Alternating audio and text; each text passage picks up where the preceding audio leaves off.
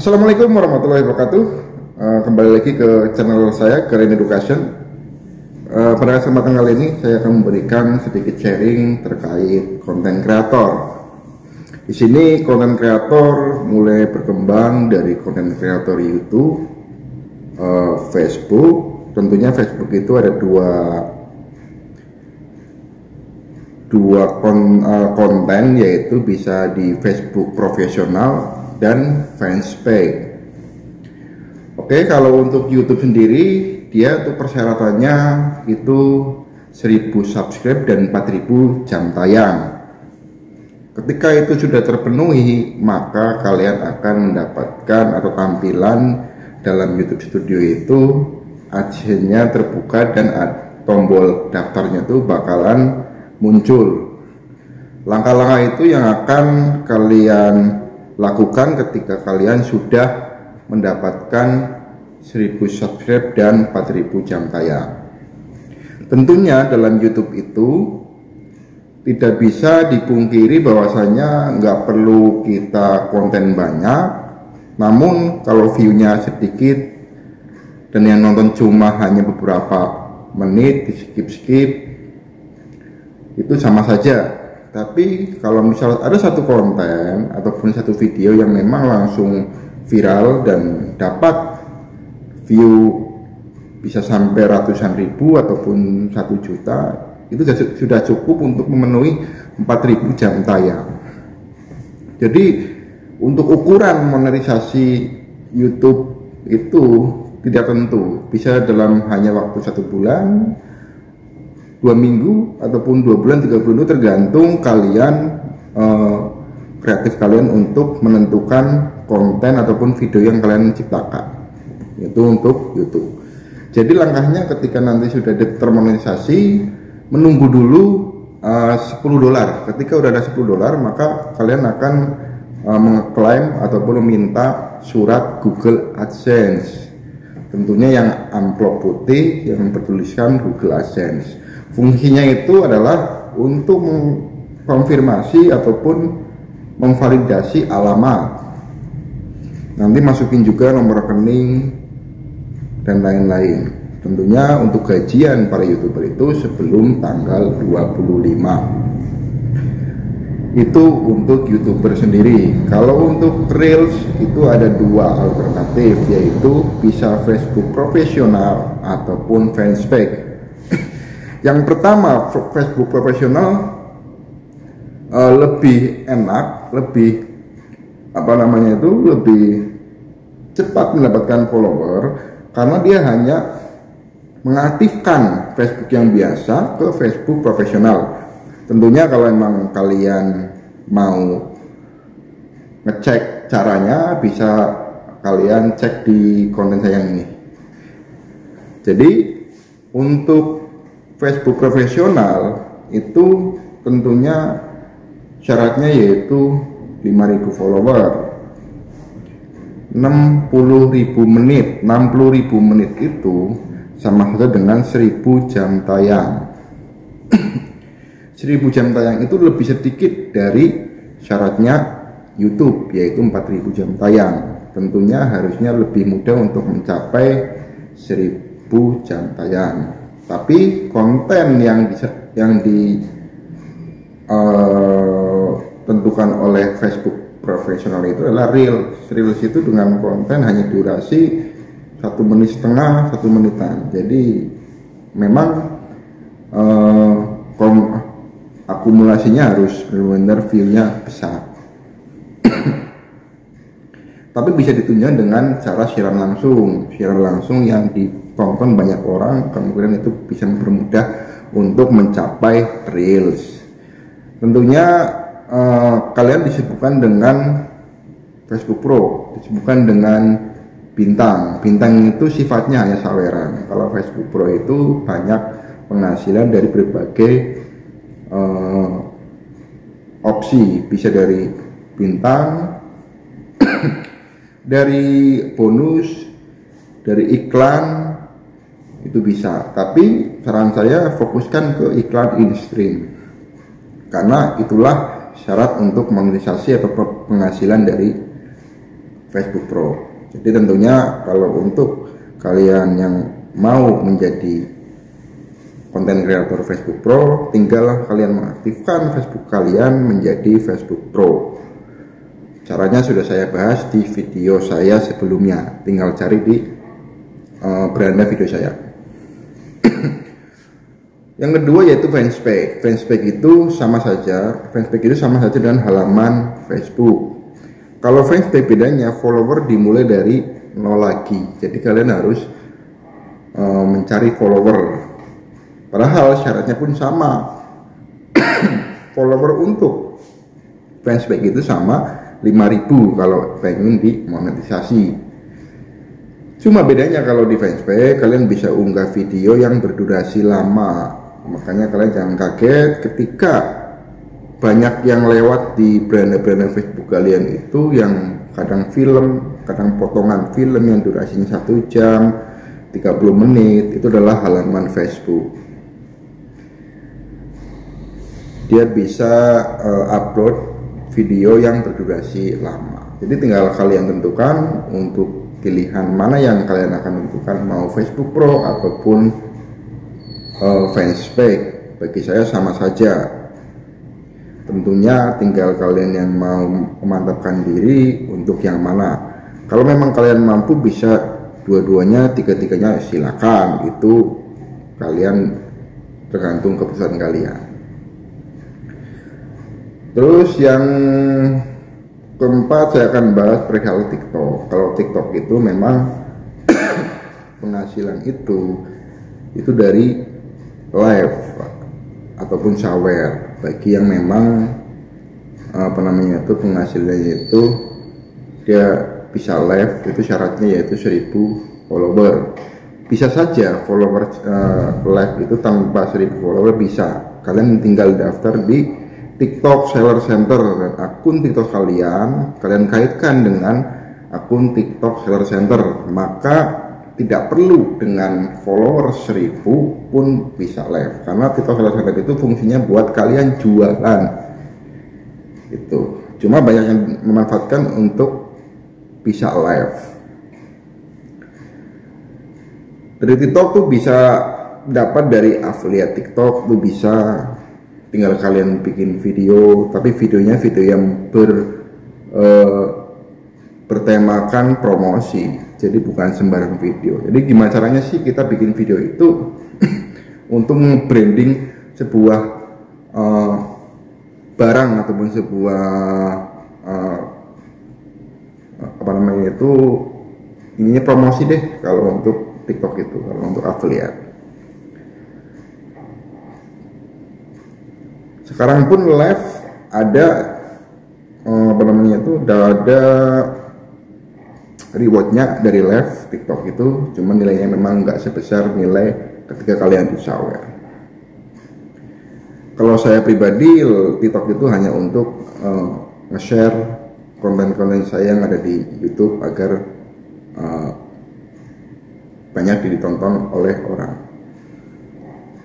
Belum fokus ke TikTok karena memang kalau TikTok sendiri harus bisa live, harus bisa ngebangun public speaking yang bagus, mau ngebawa tema apa dalam sebuah live TikTok itu. Karena di zaman sekarang kalau untuk terutama laki-laki kalau live dalam sebuah TikTok, coba kalian perhatikan, pasti dia akan ngebawa sebuah branding itu yaitu kadang ada yang mandi lumpur, joget-joget ataupun edukasi.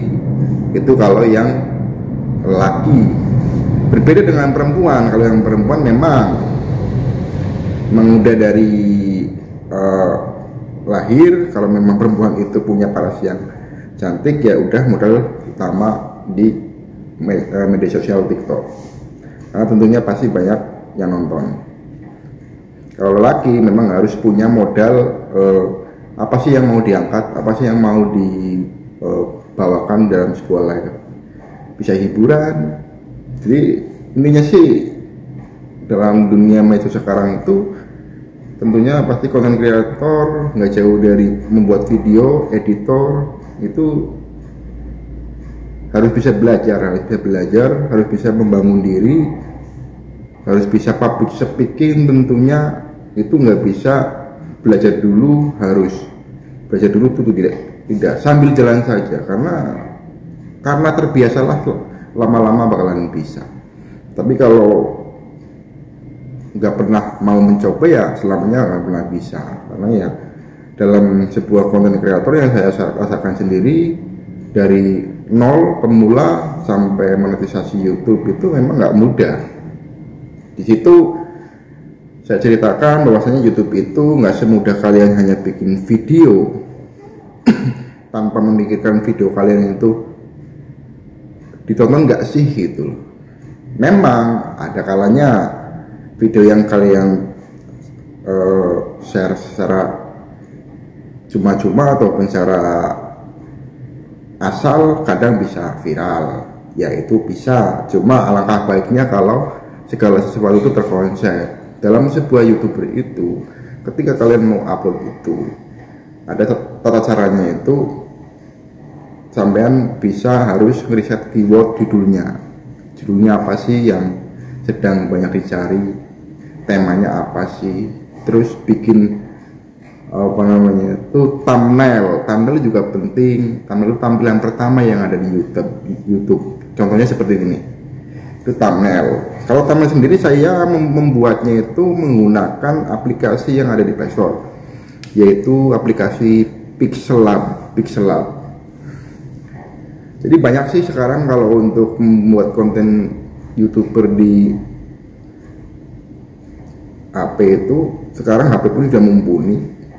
Tinggal kalian kreativitas editing, karena hasil editing itu bagus tidak bagusnya itu tergantung masing-masing tergantung tingkat kemampuan orang. Jadi namanya edit itu ya setiap orang pasti berbeda konsep, berbeda cara. Tentunya kalau kalian mau berkembang ya sering-sering lihat tutorial ataupun cara-cara yang dicontohkan oleh konten kreator yang sudah berkembang. Memang kalau memang harus yang pengen baik lagi dan lebih bagus lagi, memang dipacu dengan alat kamera, terus mix wireless yang mungkin kalian bisa sering lihat itu Saramonic gitu, yang ngetren untuk mix wireless itu yang biasa ditaruh di kerah leher yang berwarna biru itu yang memang harganya lumayan, kisaran 1.800.000-an kalau itu.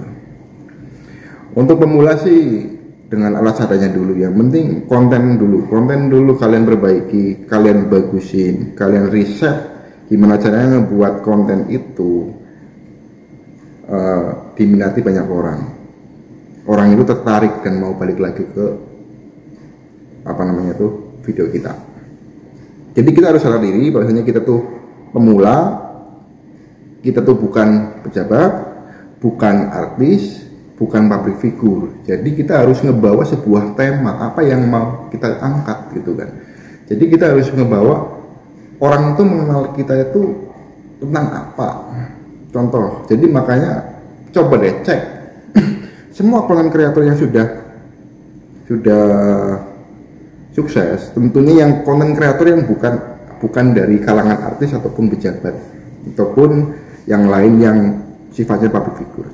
Coba cek, dia pasti ngebawakan tema itu hanya satu, tidak acak-acakan, karena dia harus bisa membuat pemirsa itu berpikiran, wah si ini kontennya contoh memancing, kontennya ini tutorial, kontennya ini ngeprank. Nah itu, kalau kita udah dikenal sebagai public figure yang lain, udah sebagai public figure contohnya itu ya tentang humoris ataupun tentang tutorial dan lain-lain, itu memudahkan kita membuat konten, apalagi penjelasan kita detail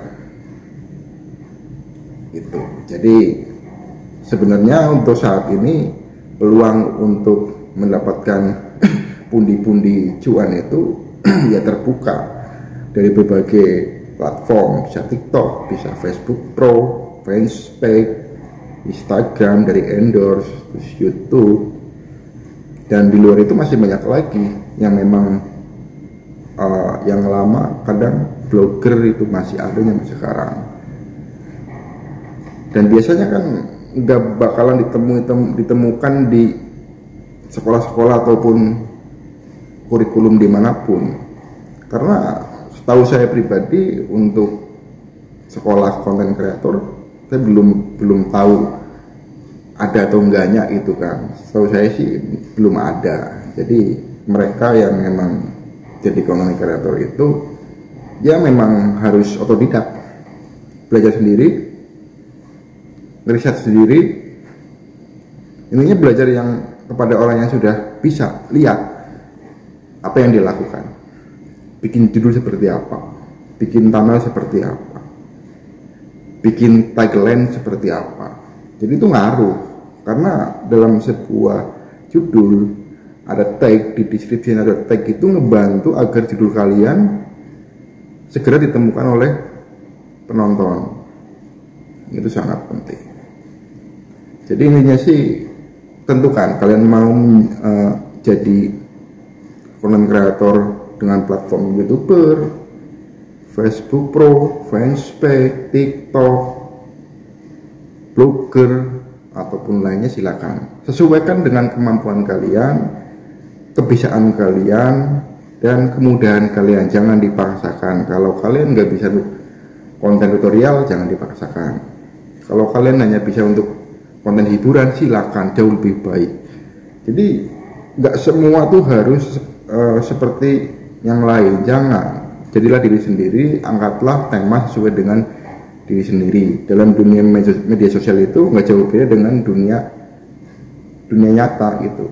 Kerja saja butuh konsisten kalau pengen sukses.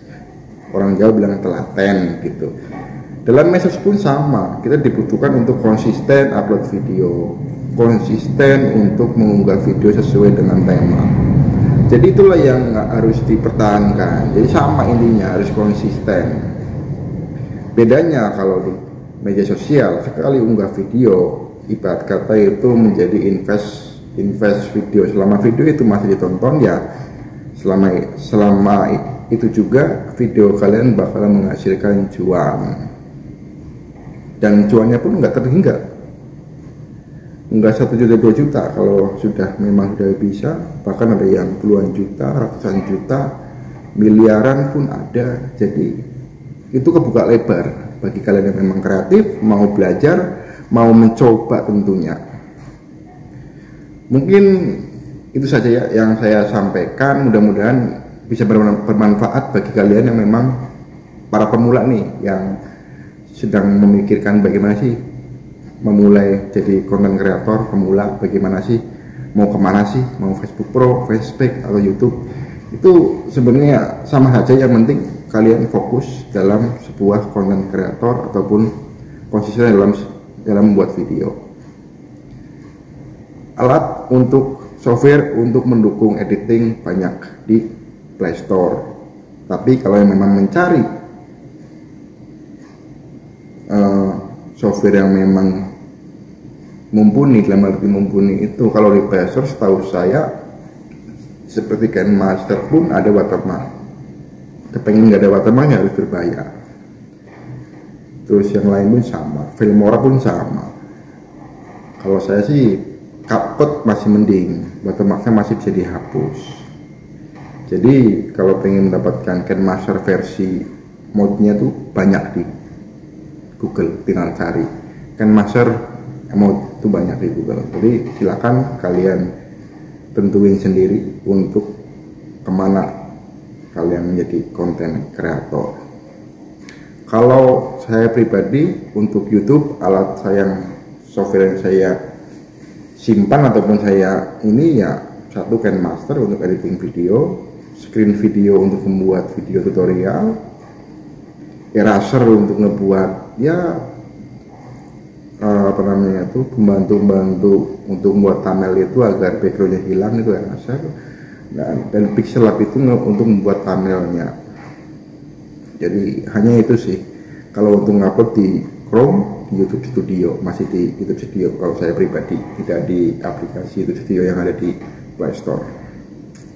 Oke, mungkin cukup sekian, semoga bermanfaat. Terima kasih sudah menonton video saya. Jangan lupa like, subscribe, dan share video ini agar teman-teman dan rekan-rekan itu merasa terbantu ataupun dapat solusi bagi para pemula yang ingin menjadi content creator. Oke, terima kasih. Selamat mencoba. Wassalamualaikum warahmatullahi wabarakatuh.